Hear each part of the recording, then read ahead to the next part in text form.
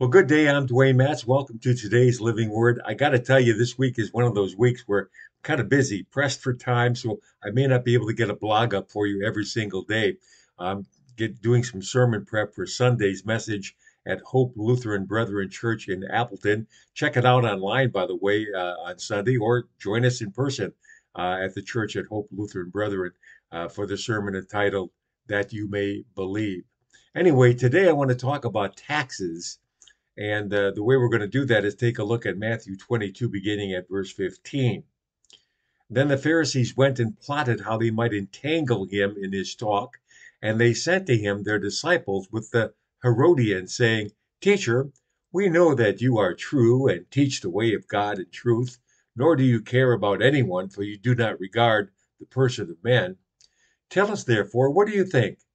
Is it lawful to pay taxes to Caesar or not?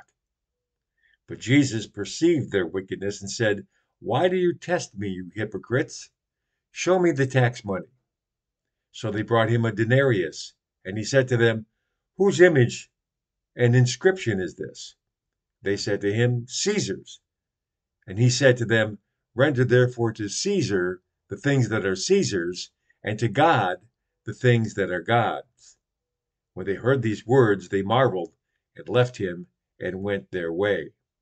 Yeah, it's tax time in the good old US of A. We have until April 15th to get our taxes done. It's that time of the year when the integrity of Christians is put to the test. We're tempted to overstate our deductions or not report our cash income. I mean, everyone else is doing it, right? Well, the Bible has a word for that kind of activity. It's called lying. Well, in our text today, Jesus tells us plainly to render unto the government what they ask. And that truth is further highlighted in Romans chapter 13. Let's look at verse 7, which says, Render therefore to all their due, taxes to whom taxes are due, customs to whom customs, fear to whom fear, honor to whom honor. Now, look, I'm not in charge of monitoring your tax returns, okay? But I do want to zero in on something even more important from our text today, and it concerns images. The image of Caesar was imprinted on that coin, and Jesus said, Render it unto Caesar, as is required. Now, let me ask you this: whose image is stamped on you? And the answer is simple. We're all created in the image of God. That's the image that's stamped on us, Genesis 1:27. Therefore, we are required to render ourselves unto God. And that's the big question here, isn't it?